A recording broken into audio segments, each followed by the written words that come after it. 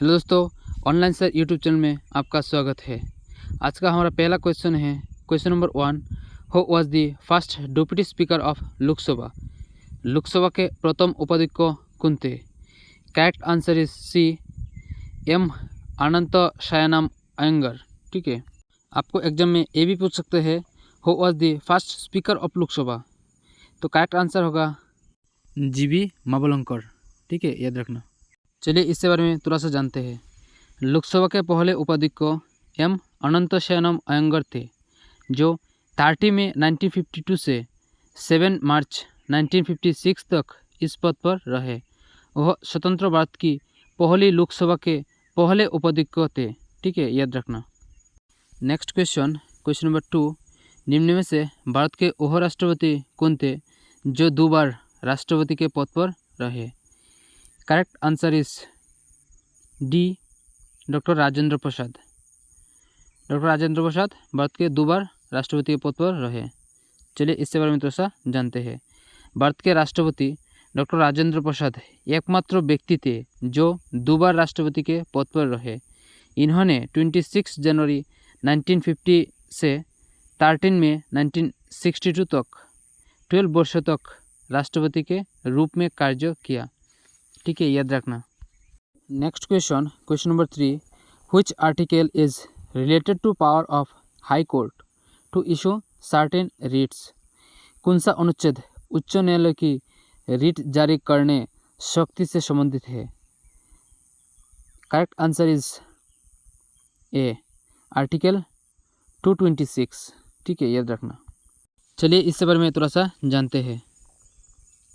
संविधान का अनुच्छेद 226 उच्च न्यायालय को मौलिक अधिकारों फंडामेंटल राइट्स के प्रवर्तन के लिए और किसी अन्य उद्देश्य के लिए फॉर एनी अदर पर्पस बंदी, प्रत्ययीकरण, परमादेश, अप्रत्यासन, प्रतिषेध और अधिकार पूछा जैसे रिट जारी करने का अधिकार देता है। ठीक है, याद रखना।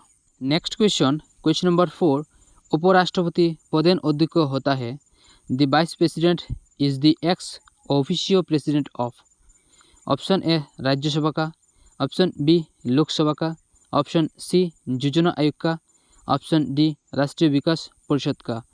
Correct answer is a, Rajya Sabha का। उपराष्ट्रपति प्रधान अध्यक्ष होता है राज्यसभा का। ठीक है, चलिए इसके बारे में थोड़ा सा जानते हैं। उपराष्ट्रपति राज्यसभा का प्रधान अध्यक्ष होता है। ठीक है, इसका मतलब है कि उपराष्ट्रपति बिना किसी अतिरिक्त चुनाव के अपने पद के रूप में ही राज्यसभा के सभापति की भूमिका निभाता है। ठीक है, याद रखना। Next question number 5। Who has the right to transfer any case anywhere in India? भारत में किसी भी मामले को कोई भी स्थानांतरित करने का अधिकार किससे है? Option A president, option B Supreme Court, option C High Court, option D none of this. Correct answer is B, Supreme Court. भारत में किसी भी मामले को कोई भी स्थानांतरित करने का अधिकार किससे है? सुप्रीम कोर्ट को। चलिए इस बारे में थोड़ा सा जानते हैं। भारत में किसी भी मामले को कोई भी स्थानांतरित करने का अधिकार सर्वोच्च न्यायालय के पास है। ठीक है, संविधान के अनुच्छेद 139 ए के तहत सर्वोच्च न्यायालय किसी भी सिविल या आपराधिक मामले को एक उच्च न्यायालय से दूसरे उच्च न्यायालय में या अधीनस्थ न्यायालय से दूसरे अधीनस्थ न्यायालय में स्थानांतरित कर सकता है। ठीक है, याद रखना। Next question number 6। National Commission for Scheduled Tribes is related to which article? राष्ट्रीय अनुसूचित जनजाति आयोग है किस लेख से संबंधित? Correct answer is C, article 338 A. चलिए इसके बारे में थोड़ा सा जानते हैं। राष्ट्रीय अनुसूचित जनजाति आयोग NCST अनुच्छेद 338 ए से संबंधित है। वह अनुच्छेद 89वें संविधान संशोधन अधिनियम 2003 के माध्यम से जुड़ा गया था, जिसने अनुसूचित जाति और अनुसूचित जनजातियों के लिए पहले के संयुक्त आयोग को 2 अलग अलग आयोग में विभाजित कर दिया था। ठीक है। नेक्स्ट क्वेश्चन नंबर 7, भारत का राष्ट्रपति अपना त्यागपत्र किसको संबोधित करके देगा? To whom will the president of India address his registration letter? Correct answer is B, उपराष्ट्रपति को। भारत का राष्ट्रपति अपना त्यागपत्र किसको संबोधित करके देगा? उपराष्ट्रपति को। चलिए इसके बारे में थोड़ा सा जानते हैं। भारत के राष्ट्रपति को अपना त्यागपत्र संबोधित करके उपराष्ट्रपति को देना होता है। वह प्रावधान भारतीय संविधान के अनुच्छेद 56(1) में उल्लिखित है। ठीक है, याद रखना 56(1) में उल्लिखित है।